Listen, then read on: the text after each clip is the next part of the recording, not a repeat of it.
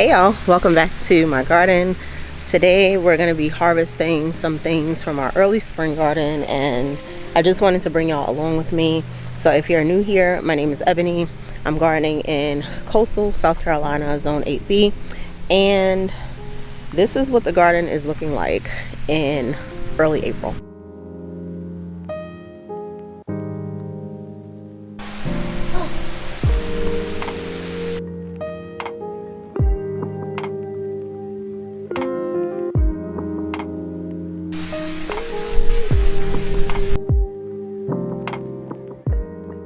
So we have some lettuces and things that we need to harvest. I have some radishes that need to be pulled out as well, and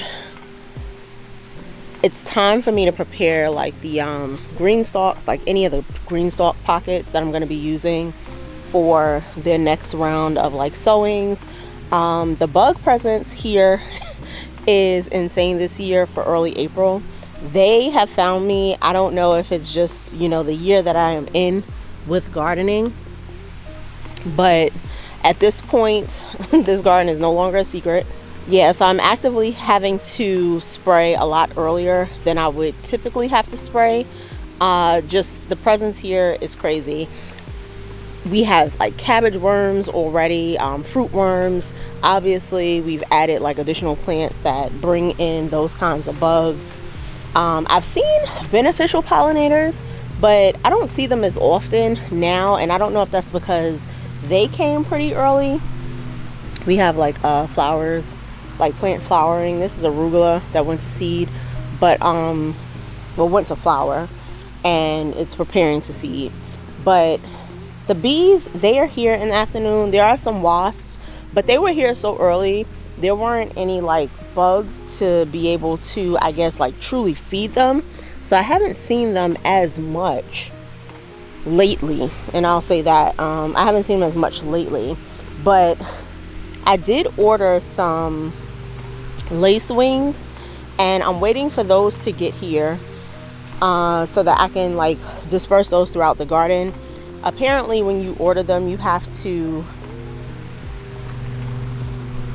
do it in like I think 3 rounds. So I ordered them. They should be here sometime in like the next few days, and then I can start getting those throughout the garden so that we can help some of these like bug issues that we're having. We have a little lizard here, so they are aplenty throughout the garden as well, and I'm not sure if they've been eating. I guess they have been because they're around, right? But the amount of bugs that we have this year at this stage is really just like, it has me concerned for what I'm going to be experiencing in the summer, to be honest.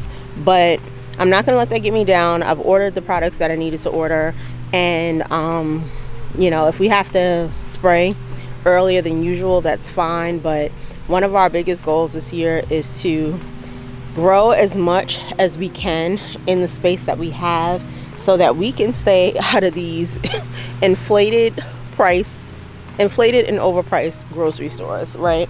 That is my core goal. So that is why you see so many starts, so much stuff planted, and we're just going to take full advantage of that because I'm kind of over it, and that's just really where I stand on that. Outside of things that we absolutely have to purchase, I really don't want to be in anybody's grocery store the rest of this year.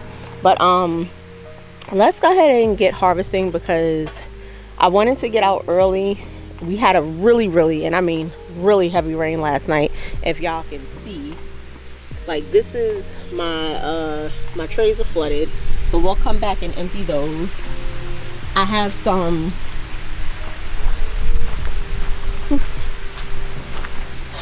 little pots here that I put out like just for the season, the early tomato season. You can see how much rain we actually had, so I have to get these all dumped. I'm probably going to try to save the rainwater and do something with it, but I'm so glad that it did rain as heavy as it did because it's really hard to water like these broccoli and cabbages when they get this big. And y'all, this is the first time that we're growing cabbage, and we've gotten like the leaves are humongous, so we should be getting some really good heads. I hope y'all can see that. A few of these I planted myself, like I started them. About 5 or 6 of them are transplants, but I know for next time to limit my cabbages to probably about 5 to 6 per bed. But I'm just like amazed. I really went hard with the fertilizer on these, and this is what they're looking like. So I'm hoping we get some really good heads, especially ahead of our temperatures kind of, you know, peaking for the mid to late spring. Now, we did have an 80-degree day yesterday, and I noticed that it caused one of my radishes to bolt, and it looks like some of the lettuce might be on their way to try bolting. So I definitely want to get that before that actually happens. So, but otherwise, I think the garden's doing pretty good for where we are. I've been non-stop focused on this garden and I think it's actually paying off. So we have to just do everything we can this year to protect the food, because yeah, the reality of it is, you know, just the space that we are in right now, we have to minimize buying as much as we can. This is weird. My what the heck is that? So I don't know if y'all can see that. My little shears have smoke coming off of them. Like, what is that? Have y'all ever seen that? Garden phenomenons, maybe? I have water on here. No, it's alcohol. But like, what the heck? That was melting. What in the world? Was that about to set itself on fire?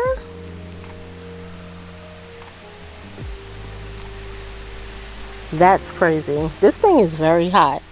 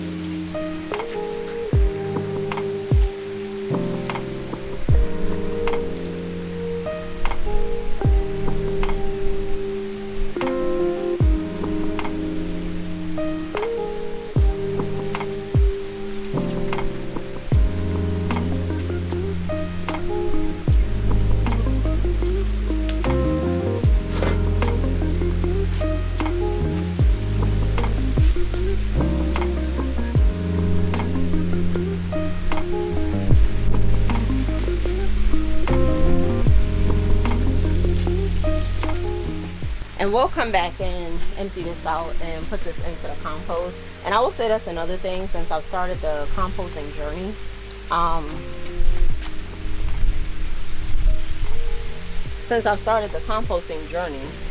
We definitely had noticeably more bugs around here too. So that is one thing that will contribute to bugs overtaking your garden early on.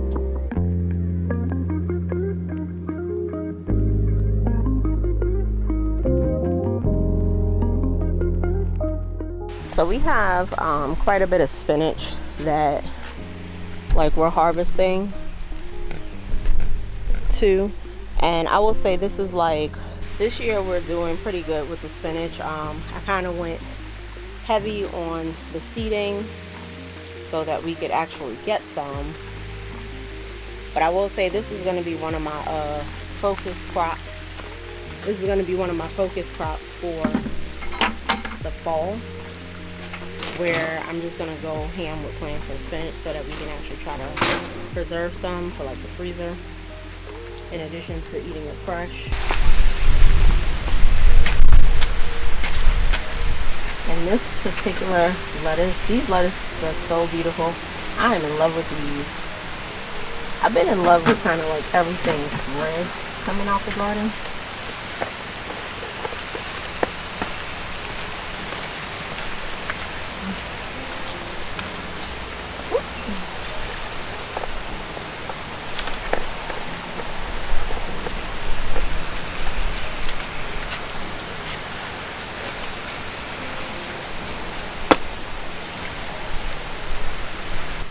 This is a burgundy romaine variety.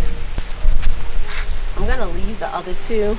I do have some on that side that I also need to harvest, and I'm probably gonna steal some of these mustards that I have over here, but I'm gonna pull out these radishes as well. But I'm gonna grab those after I do the lettuces because I don't want them getting the lettuces dirty.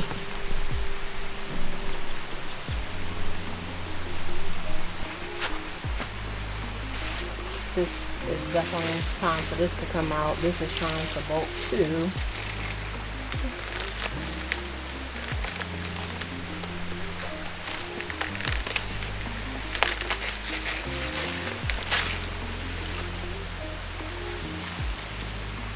So this is a, if I'm not mistaken, this is like broadleaf Batavian endive or something to that effect. But I really like endive. You can see like the little flower was starting to try to form here, so we definitely had to get that out. I have one more of these down here, so let me just double check. That one seems okay. It seems like it could go a few extra days, but I'm gonna go ahead and come back and pull this out, and we'll be able to throw that into the compost. And I am trying to make this quick, y'all. I think this one needs to be pulled out as well, so I'm gonna go ahead and pull this one out too. And this is actually escarole, and this is one that you can cook, like you can cook it in you know, like actual hot temperatures, and it'll give you a nice textured leaf of sorts. Yeah, I think this one was getting ready to bolt too. I'm only going by this little leaf here, but this I'm probably gonna go ahead and just make like a soup with it, so that it's something that at a minimum I can freeze and then we'll have for like a meal later on. But this is really good. I like this particular variety. And I actually have some radicchio. Now, radicchio, what it looks like, and I haven't researched this, so like don't quote me on it, but what it looks like is like the escarole is kind of the leafy version of the radicchio. So radicchio forms a head kind of like a red cabbage, but it has a, you know, opposite of like cabbage where it's like, you know, turns sweet. I think it's more like a bitter green, but they have the same literal like leaf shape and pattern. So kind of like how chard, you know, is kind of like beet greens.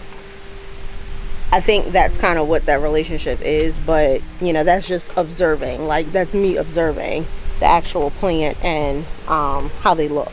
They look really similar. But I think I'm gonna harvest one more romaine, and that's gonna be out of the bed, and then I'm going to move on from the lettuces. If there are any other lettuces that I find that need to be harvested, I'll come back and actually harvest them off camera. But I'll probably end up giving some of these to my neighbor because it is a lot of lettuces and we can only go through but so much in a week. Of course, I'm always happy to share, and I'd rather somebody eat it than it just like sit and bolt and go to waste, right? So right now everything else looks pretty okay, but I'm not looking as closely. I'm gonna go put these inside. I have my water ready for them to like clean so that the lettuces don't get all wilty and like ugly. But I'm gonna go do that, and then I'll come back and we can finish harvesting. I have some spinach hiding out under here. I tried to make sure that the spinach had shade from the sun so it wouldn't bolt as quickly.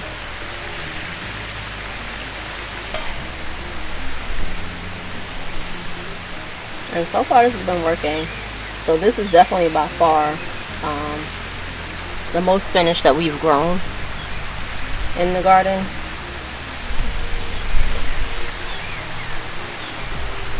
And I haven't actually grown spinach since like my first year of growing it.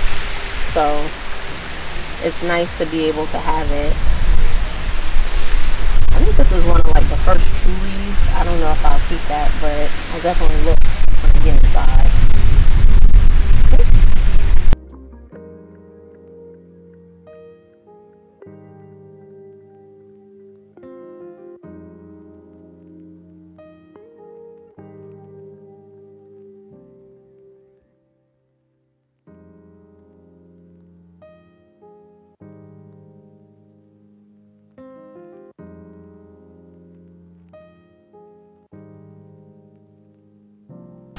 There's a slug on there. Yuck.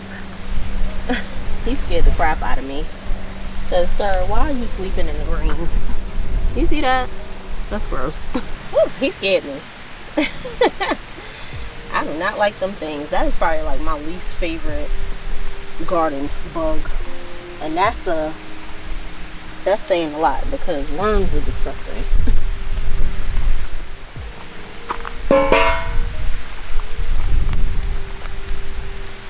So this is purple kale. So this is the first I'm harvesting of this. This kind of got ate up a little bit early on, but I guess they decided they didn't like this. There was some other more favorable things in the garden, so I haven't had any issues since. The first few bites, I definitely put down some 7 dust because, like I said, we're just not here for allowing our food to get eaten this year.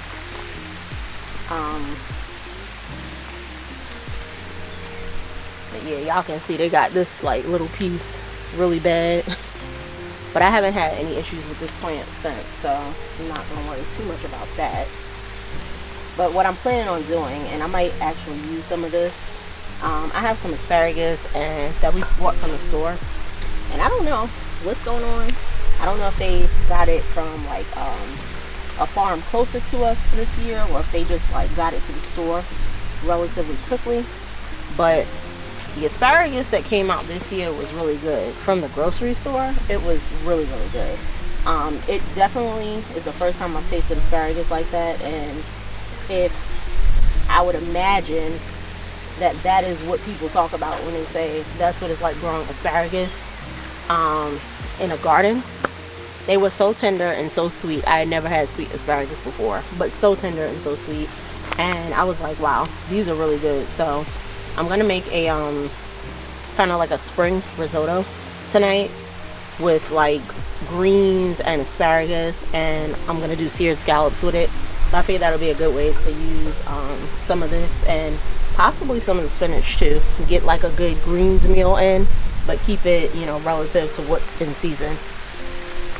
So we have some radishes here that we need to pull out.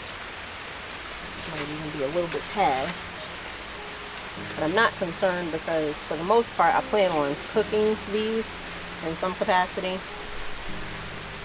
I wanted to make some pickled radishes. Like, I'm not looking to do anything like super fancy or crazy, but these are the white radishes. I tried these roasted once. They weren't like my favorite, but I want to try pickled radishes, and you know, with a pickle it really shouldn't matter. I'm sure they'll taste just fine. I like them. I like radishes cooked, but for some reason this one, like roasted, it just still like, it didn't take on any sweetness.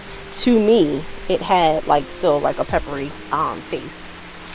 This one looks like it was getting ready to try and bolt, and it is, so definitely gonna pull that out. Hopefully they have not split in any capacity. These are the cherry bell radishes. This is actually the first time growing these. So this one came out really nice. Nice size, round. But we had 180-degree day yesterday, and it sent all these plants pretty much into a bolt frenzy. And the crazy thing is the next, like, I want to say 5 to 7 days or so, the temperatures are going to be in the 60s. So it's going to be ideal temperatures for like these things. But now I'm just hoping that my zucchinis and like cucumber plants don't suffer. But these came out pretty nice, so not too crazy, not too big. So I might actually try these like either raw in a salad, or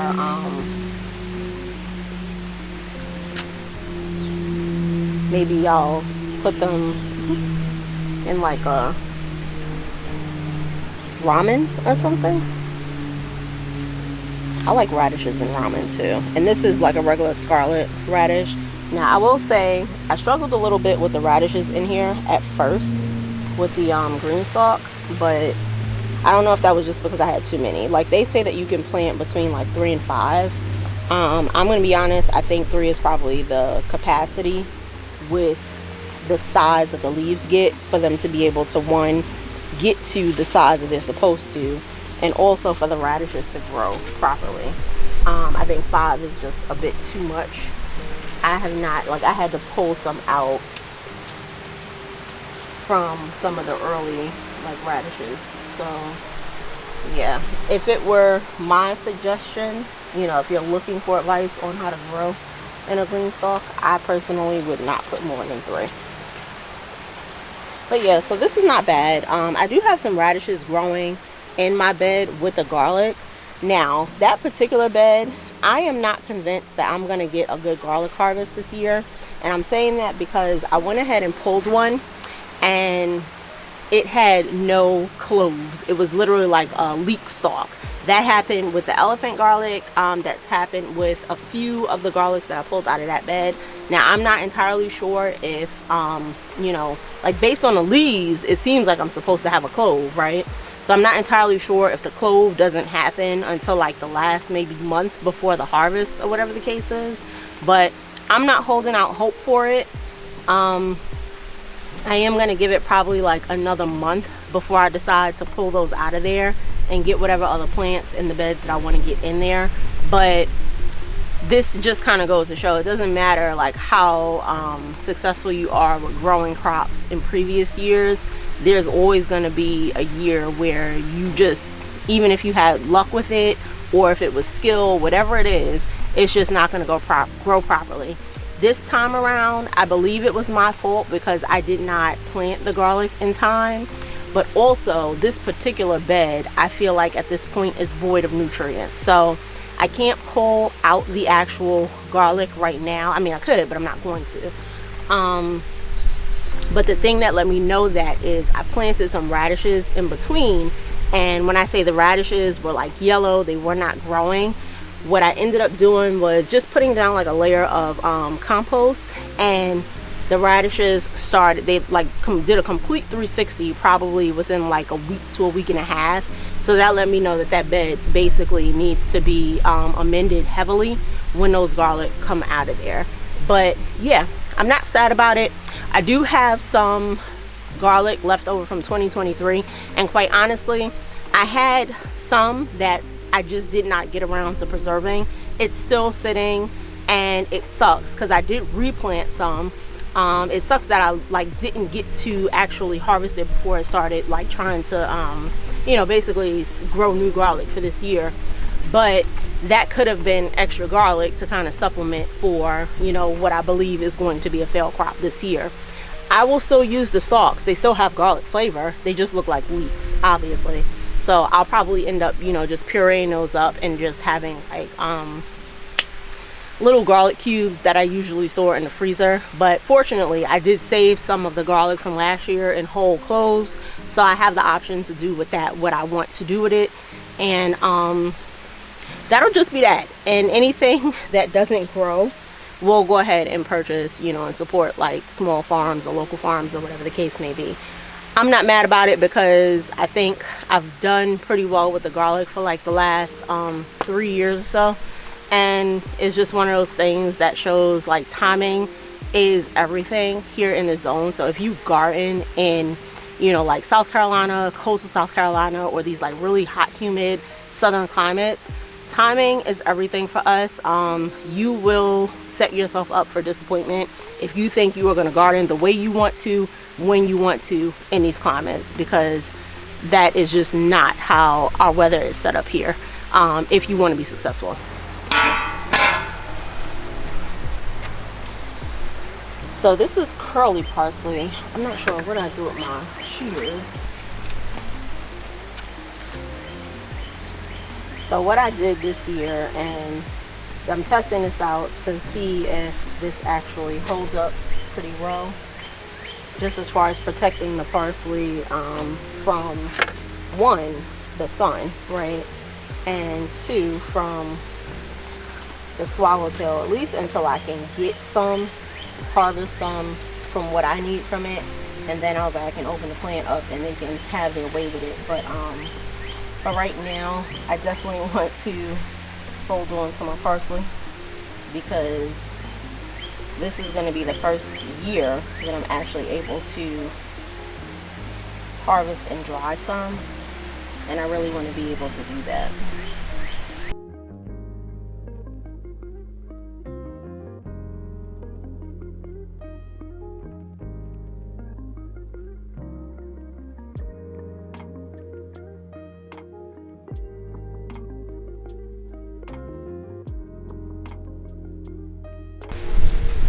Yeah, so this one, the flat Italian parsley, it's not really ready. Like, I could harvest that, but like that would be pretty much like 1 cube, probably maybe 2, for the size that I actually like preserve them in. So I'm gonna leave this, but I'm gonna keep an eye on it. So far these have been doing pretty okay. They get morning sun for sure, but they get a lot of afternoon shade. And I think one of the things that happens with parsley generally is people kind of just leave them, and then they end up, you know, under the hot summer sun, or, you know, the sun as it's heating, and then it ends up bolting. So we definitely don't want that. But I'm gonna keep an eye on that, and if at any point it looks like it's going to start bolting, I will go ahead and harvest it. But I think they're okay because the temperatures are pretty like fair right now. It feels really good out here. I'm gonna hold off a little bit on harvesting dill. I want it to get just a little bit bigger before I harvest it. I did harvest some of the what was this, peppermint. The peppermint looked really pretty, y'all. So I harvested it. I went ahead and made some peppermint extract, and then I was supposed to be making this kind of like apothecary, like peppermint IBS relief oil. And I don't have IBS, like at least not diagnosed, but sometimes I do get like irritable like bowels. Hi. And I wanted to see if it was something that would just help aid in some of like the cramping that I get, you know, from time to time. It's nothing like, you know, for me to be concerned about, at least not right now, you know. But I wanted to try it, and I caught myself trying to dry out the peppermint really quickly, and I put it in the oven. Let's just say that wasn't a good idea. It got very wilty, so I just kind of had to take it out. It started to oxidize. I took it out, sat it on a towel, covered it over with paper towels, and it seems to be drying out. So I'm going to try to salvage it and actually use it. I don't know if I'll be able to use it for that particular oil, but worst case scenario, I might still be able to use it for something. I just don't know what yet. We have some spearmints here. I put a lot of flowers in the garden this year, y'all, and when I say I am in love with the flowers that are coming up, these are Canterbury bells. I planted them with the actual raspberries. These are my white raspberries or gold raspberries. And I put just like a couple of strawberry plants in here too to complement, but I'm so happy about that. I think one made its way over to the spearmint, so we'll let that grow with the mint. Hopefully the mint doesn't like clobber it. And then I do have some Italian oregano I need to harvest, but I'll probably come back and do that maybe tomorrow. I don't know if I'll record it, but I want to get at least the parsley done first. And if I decide not to dry the parsley, then maybe I'll come back and do this so that I can actually dry this, because I just don't want to have it sitting if the dehydrator is going to be going. And I'm just not sure I'm going to have enough room just yet. But if I do, then I'll come back and do it. Not a big deal. But there are some other things I wanted to show y'all. So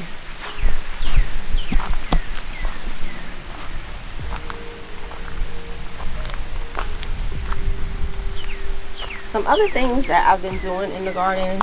This is my first year actually separating my tulips, and now I have a bunch of tulips here. I'm pretty sure these are tulips. I hope they're tulips. They might be lilies, but I don't remember, to be honest. I think they're tulips though. When I looked up lilies didn't really look like this, but they might be. If you know, let me know.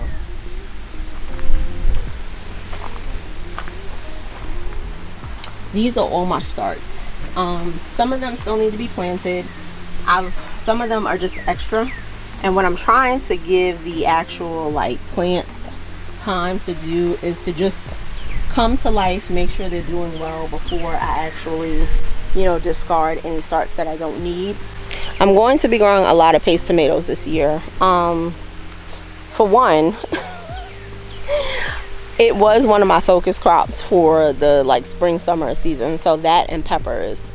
In subsequent years, I don't plan to grow this many tomatoes and peppers together, but because I kind of missed out on my pepper and tomato harvest last year, and I say not so much the tomatoes as much as the peppers, but around the time that the garden really started like taking off, I was super busy, and you know, it just went left really quickly. From like the last week in June, everything looked beautiful, to like the second week in July, the garden was crazy. It just looked a complete mess. And that was literally from, you know, just being busy for 1 week, not being able to look after it. And after that, I just kind of was like, you know what, this is too crazy, a little too crazy for me. I harvested what I could, and I just kind of left the plants alone.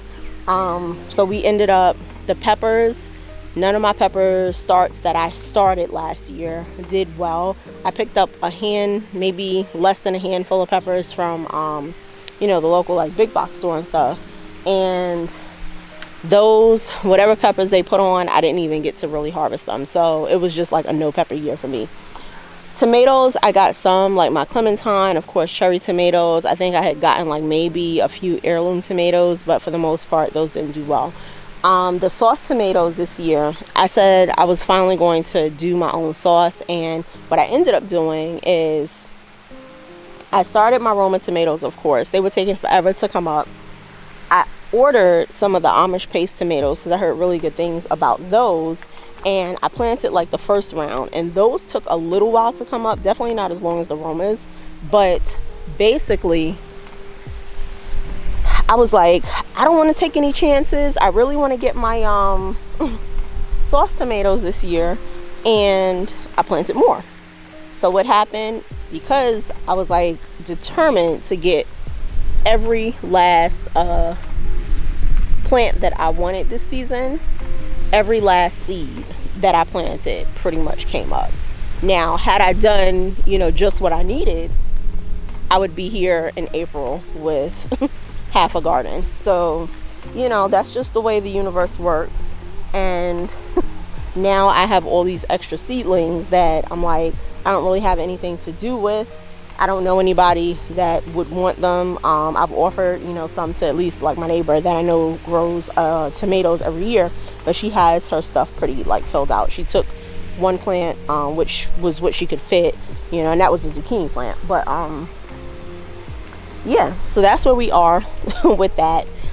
And to be honest, I probably could keep quite a few of them. You know, I've come up with some creative ways to plant, like this teepee trellis. I'm in love with these. And basically I'm just using these little like 2-gallon, 2.5-gallon containers to plant like a lot of the smaller tomato varieties. So like the cherry tomatoes. I'm also going to be putting a cucumber on that side so that it can vine around and kind of help the tomatoes stay up. I did the same thing on the other side over here. And I've caged up one of the tomatoes. Now this is for the geese, to keep them from eating my low tomatoes, but I don't know if that was a good idea either. And I don't know if I should have made it just bigger. Maybe that would have, you know, helped, because you can see how some of the leaves and stuff are running towards the thing, and I don't want to like inhibit the plant any. You can see how this one is like really stretched out and doing really well. So I don't think anything will be wrong once it gets past like that top part. But now I'm questioning if I should even do that at all with this one, because I just don't want the geese eating the tomatoes at the bottom. Like, they're one of the most disgusting animals to me. And I don't know if they actually are disgusting, but I think it's gross that they just like poop and walk everywhere. Yeah, so that's kind of where I'm at on that. Oh, what is that? Oh, that's a crane fly. But yeah, so this is how I'm growing.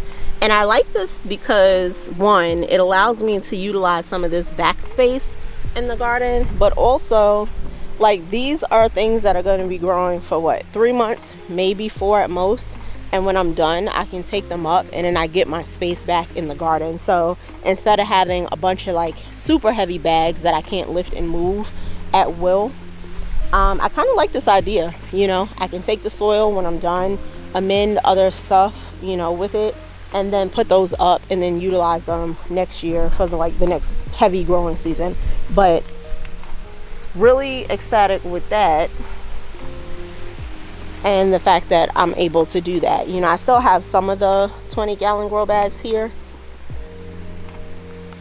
but the challenge that I have with these, while they make a good alternative for growing like larger plants, if you don't want to put all your large plants in the bed, is this stuff that happens around the edge. So it kind of creates this what did I do? Yeah, it kind of creates this like environment for algae, weeds and everything else to grow at the bottom. And after a while, they just look really bad, you know. You know, the garden doesn't have to be pretty in every capacity, but it does create challenges for me with things like weeds and stuff that grow underneath or on the sides of the bags, and I don't need any more weeds to pluck and pick up, you know. So that's pretty much how I feel about that. And I'm really happy that we've added like the green stalks, and with the way that we, you know, kind of finish this area, it allows us to be able to just plant the things that, you know, maybe you don't necessarily need a bed for, but giving it the opportunity to grow and still allowing me to have the beds for the cool season crops that I need them for in the moment, without delaying every single, you know, summer plant that needs to go in the ground. Loving the green stalks so far. This is the first year, like I've had, I think, the stone and the blueberry ones for almost a year now. The blueberry ones I think I got for like their 4th of July sale or something like that, and then the stone ones I got for their Mother's Day sale last year. The razzleberry, they had these as a Valentine's Day special, where you bought one, and these were the basic. You bought one and you got like basically like a mini tier free, or a mini green stalk free. So I bought 2 of those. I'm probably gonna get 2 more, and that's going to round out like pretty much like the growing mediums for, you know, the raised bed garden area. I think that's more than enough space between like the beds and, you know, the green stalks and what little bags we have, plus, you know, for these containers for like the high seasons. And all I did was reuse like containers that some of our like shrubs came in and some of the fruit trees came in, so I didn't really have to go out and like buy any of those, like, which was great. And I was just like, how about I use this for some of these, because I just didn't want the plants to be so far behind. You know, we have tomatoes that are fruiting already, and those are the ones that I actually got from the big box store. So you see we actually have tomatoes, and it's April, and that's nice. I think this is the earliest that I've had tomatoes set in the garden. So that means we should be harvesting tomatoes probably early June, which is a first for us. But yeah, so I hope y'all enjoyed harvesting with me and just kind of seeing, you know, what some of the things are that are going on in the garden since we've changed everything. And I appreciate y'all for being here. As always, let's keep learning, sowing, and growing together, y'all. And until our next garden update, bye friends.